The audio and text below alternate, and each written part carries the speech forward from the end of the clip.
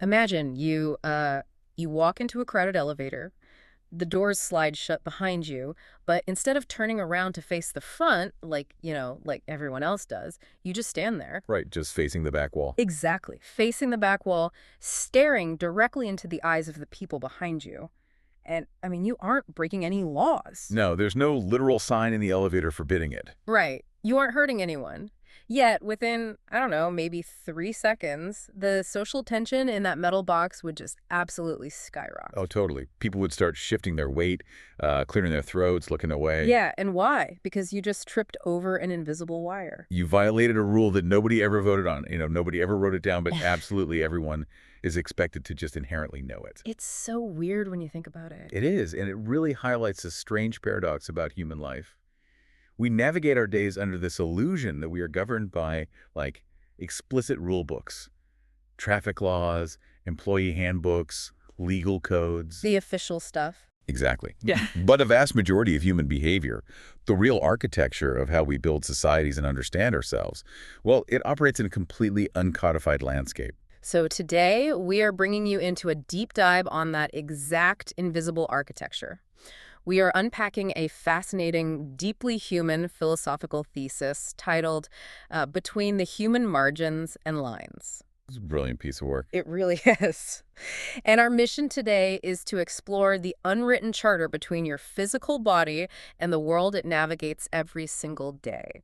We are going to look at those, interstitial, silently load-bearing spaces of life that we usually ignore. And figure out how to actually read the silent rules that govern us. Yeah. Exactly. So to even begin reading those unwritten rules, where do we start? Well, we have to start by completely redefining a concept we take for granted all the time, which is the margin. The margin. Yeah. When you think of a margin, you probably just picture the empty white space on the edges of a printed page, right? Right, like notebook paper. Exactly. We are taught from a very young age that this space is irrelevant. It is the part of the paper you are specifically instructed not to write in. Don't write outside the red line. Right. It is framed purely as an absence of meaning. Okay, let's unpack this because history tells a completely different story. If we look back at medieval monks, right, the guys who spent their entire lives copying massive authoritative manuscripts by hand. The original scribes, yeah. Yeah, they did not see the margin as dead space. To them, the margin was this lively, chaotic playground. Oh, the marginalia from that era is incredible. It's wild. You can look at these ancient, incredibly serious texts detailing, I don't know, Aristotelian logic or intense theological doctrine, and right there in the margins, the monks were just so busy. They were writing glosses, adding their own fierce theological arguments, complaining about how cold the scriptorium was. I love those. My hands are freezing. Yeah, or critiquing the author's actual logic. Yeah. And, of course, perhaps most famously, they left behind these bizarre, intricate doodles. Yes. My absolute favorite detail from this history is the jousting rabbits. The rabbits, yes. You have this heavy foundational text right in the center of the page. And on the edge, a monk has just meticulously drawn a rabbit riding a snail, waving a tiny sword. It's just pure mischief. It really is. The scribe's own wandering, unfiltered mind is literally leaking out onto the edges of the official document. And what's fascinating here is the underlying argument that the margin was never meant to be a place of absence. Philosophically, the text argues the margin is the zone of metabolism. The zone of metabolism. I like that. It is where the rigid, sanitized, official text of society collides with the messy, living, breathing person who actually has to interact with it. Right, the person reading it. Yeah. By shrinking our view of the margin to just blank space, or by using the word marginalized to only mean powerless and invisible, we've kind of forgotten that the edge is actually where the negotiation of reality takes place. So think about a shared online document in a corporate setting today. Someone drafts an official policy proposal in the center of the page. And it's sterile, it's formal, it uses all the right corporate jargon. Exactly. But the real pulse of the project, the actual truth of what people think is happening in the comment bubbles on the side? That's where the real work happens. Yes. That margin is where people are pointing out flaws, arguing over implementation, or, gently suggesting that the whole idea is terrible. The center is the mandate, but the margin is where the reader transforms into an active participant. That shared document analogy captures the exact dynamic at play in our wider culture, really. Sure. If you were only paying attention to the main text of society, the laws, the polite norms, the official narratives, you are getting a highly curated fiction. It's just PR, basically. Pretty much. You only understand the true nature of a culture by looking at what it pushes to the margins and how the people living in those margins talk back. So we have established that the margins are where we rebel, where we negotiate, and where we add our own messy commentary. Right. But you cannot have a negotiation unless there's a hard boundary pushing back against you. A margin doesn't exist without a line to define it. That's true. And this brings us to a massive, slightly uncomfortable concept from the source material, which is the necessity of drawing lines. A line is fundamentally a commitment. When humans draw a line, physically or conceptually, we are making a declaration. We are stating, this thing here is distinct from that thing over there. Right. We draw lines to create territories on a map. We draw lines to define categories of identity to separate the sacred from the profane. And historically, to delineate who is legally considered a person and who is property. And I see the dark historical implications there, definitely. But I have to push back a bit on the premise that lines are inherently problematic. Okay, let's hear it. Don't we absolutely need them just to function? Like, if we refuse to draw lines, if we refuse to categorize or separate things, aren't we just left with absolute unnavigable chaos? Well, sure. I mean, you literally cannot cross a busy intersection unless a city planner has drawn a stark, non-negotiable line between the pedestrian sidewalk and the lane where the two-ton vehicles are speeding by. Oh, absolutely. And the philosophy we are exploring fully validates that utility. Without distinction, there is no meaning at all. Language itself relies on drawing lines between the phonetic sounds of different letters. Right, a B is not a P. Exactly. The critique isn't a call for an anarchic, formless world where traffic lights don't exist and words mean whatever we want them to mean. Okay, so what is the trap then? The danger lies in a specific cognitive trap. It's our profound tendency to forget that we were the ones who drew the line in the first place. We confused the map for the territory. Precisely. A line drawn on a map dividing two nations, often cut straight across a single flowing river. Right. The river doesn't know the line is there. The ecosystem doesn't care. The water just flows. But human beings will militarize that invisible line, go to war over it, and build entire identities around which side of the river they were born on. Wow. Yeah. We take a boundary that was invented by humans, often politicians, in a distant room decades ago, and we treat it as an unshakable universal law of nature. We mistake a temporary social agreement for permanent gravity. That's a great way to put it. And that forgetfulness is the root of an immense amount of historical violence. When people in power treat a man-made, arbitrary category as an absolute biological or spiritual truth, they feel entirely justified in punishing anyone whose near existence seems to cross or blur that line. Which opens up a huge question about enforcement. Because if we are navigating all these artificial lines every day, and we aren't using police or prisons to enforce the vast majority of our everyday social categories, how do we keep everyone in their designated lanes? It's all about the unsaid. We rely on an entirely unlegislated grammar. Unlegislated grammar. Yeah, we use the unspoken spaces of human interaction to police the boundaries. Linguists have a specific term for this invisible rulebook, which is implicature. Implicature. It refers to the meaning that travels alongside a literal statement without ever being explicitly spoken. And you listening to this, you use implicature a dozen times a day without even breaking a sweat. Oh, constantly. The classic, highly relatable example from the text is sitting in a room with someone and just announcing, "It's cold in here." Right? On a literal level, you are simply offering a meteorological observation about the ambient temperature of the room. But socially, you are deploying a deeply complex maneuver. Completely. Depending on your tone, your relationship with the other person, and the context of the room, "It's cold in here," is actually a demand. It means, get up and close the window. Or it means, I am uncomfortable, and as the host, you have failed to anticipate my needs. Exactly. It could even mean, I am angry with you, I want to leave, and I am using the temperature as an excuse to shut down this interaction. Yes. The literal words are just a Trojan horse for the actual message. And if you respond to the literal words by just politely saying, yes, it is 68 degrees, you have failed the test. You completely miss the implicature. And there will be a social penalty for that. This is how social life functions at its core, isn't it? We are expected to fluently speak this invisible language. We are constantly absorbing these subtle rules without ever attending a formal class on them. And when someone violates these unwritten rules or crosses an invisible line, we don't hold a trial. We punish them through mechanisms that are incredibly subtle, but honestly, biologically devastating. Right, like the elevator example. We use the hesitation before response. We use a shift in eye contact. We use what the text beautifully described as the barely perceptible withdrawal of warmth. The withdrawal of warmth is so powerful. Yeah. To understand why that subtle withdrawal is so effective, you have to look at the mechanism of the human nervous system. Okay, break that down for us. We are deeply social mammalian creatures. For our ancient ancestors, being cast out of the tribe didn't just mean eating alone for a night. It meant death by starvation or predation. It was a literal death sentence. Exactly. So our brains evolved to interpret social ostracization as a literal threat to our physical survival. When someone subtly withdraws warmth, your amygdala fires up. Your body registers actual danger. The punishment works because it leverages our primal biology against us. Which brings us to a really profound turning point in this deep dive. If we are constantly swimming in this unspoken grammar, constantly scanning the room to ensure we aren't crossing invisible lines. Which we all do, all day. Right. We end up swallowing a massive amount of our own reality. We suppress our true reactions just to keep the peace. So where does all that suppressed, unsaid truth actually go? It doesn't evaporate, that's for sure. It is absorbed by the physical body.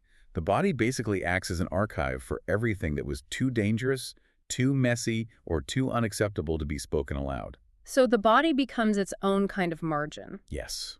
Beautifully said. It is the space where the official sanitized narrative of your life, the story you tell at dinner parties about how fine everything is, gets heavily annotated by what your life actually felt like to live. The mechanics of this archiving process are deeply physical. Like, imagine you're sitting in a meeting and someone casually insults your work. Oh, I've been there. Right? We all have. Your autonomic nervous system instantly prepares you to fight or flee. Adrenaline spikes, your breathing gets shallow, your muscles tense up. But the unwritten social rules dictate that you absolutely cannot scream at your boss or run out of the building. Exactly. You have to sit still, nod, and smile. So the kinetic energy of that physiological reaction has nowhere to go. It just gets locked into the jaw, it tightens the shoulders, it changes the curvature of your spine. And then years later, you find yourself automatically tightening your breath in certain types of rooms or carrying a posture shaped entirely around an old, unspoken grief.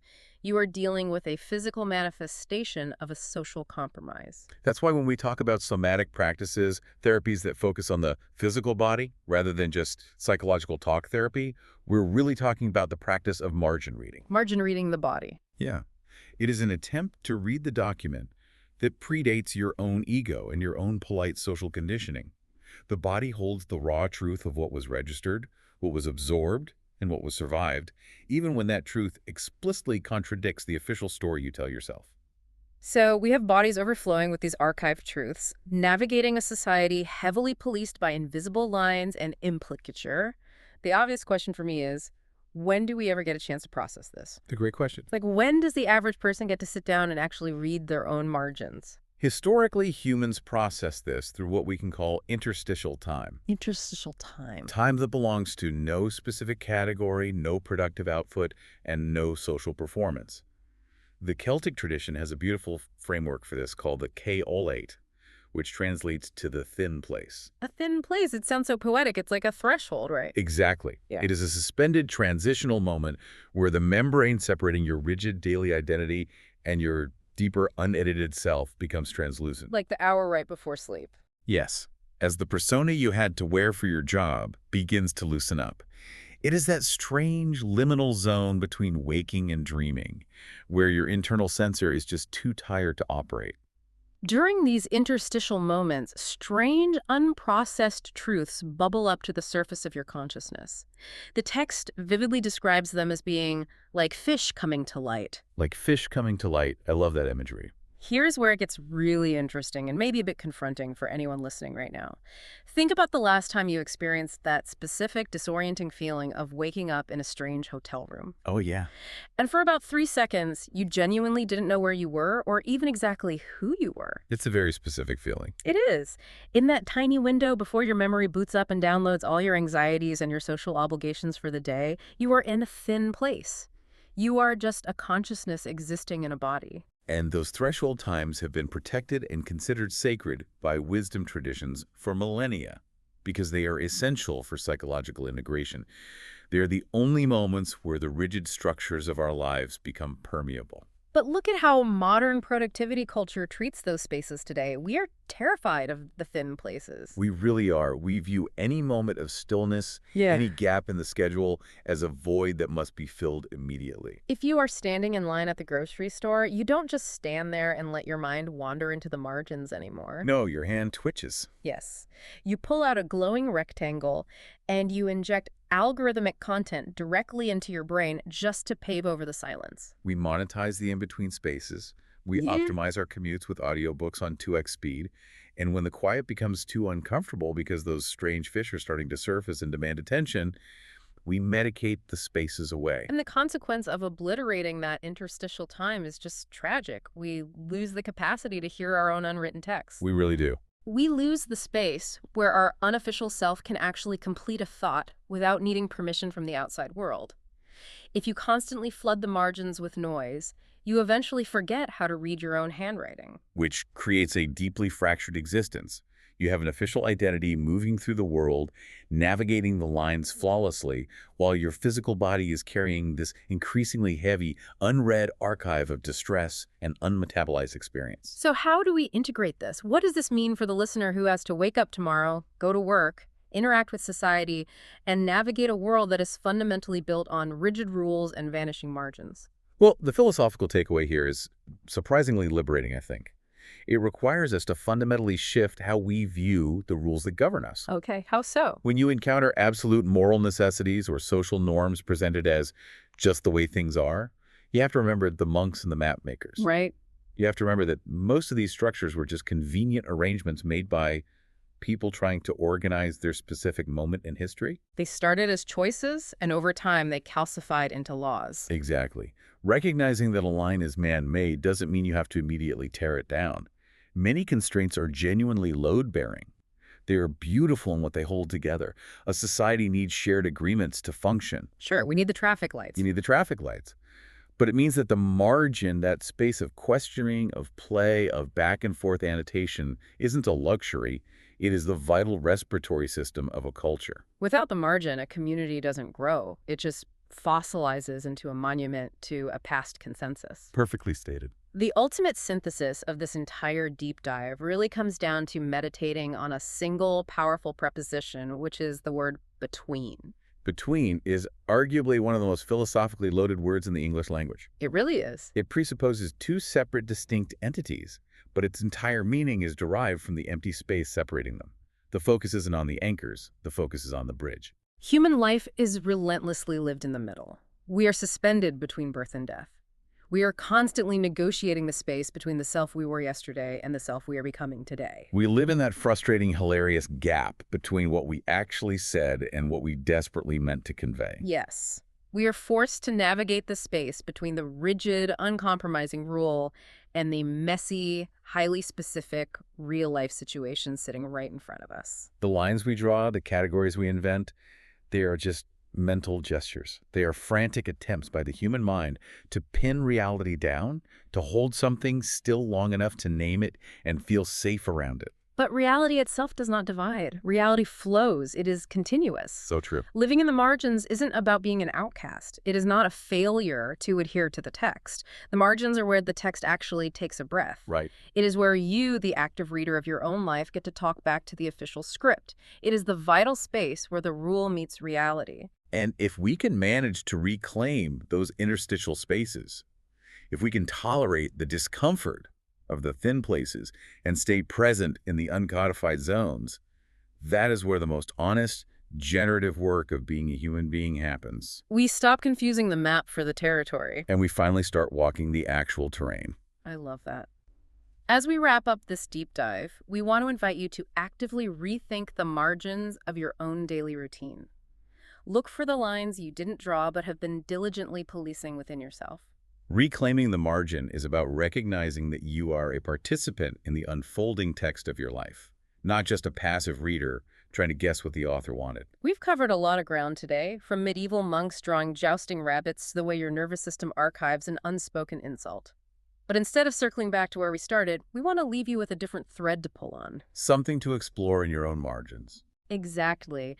The text mentions an unspoken charter between a human body and the world it enters.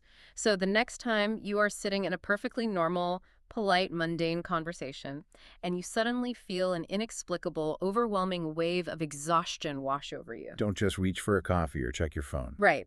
Pause. Take a breath in that interstitial space and ask yourself a question based on what your body is telling you right now. If you had to write down just one clause of that unspoken charter between your own body and the world today, what would it say? Is your body desperately trying to read a margin that your mind is trying to ignore? Think about it. Thanks for joining us on this deep dive.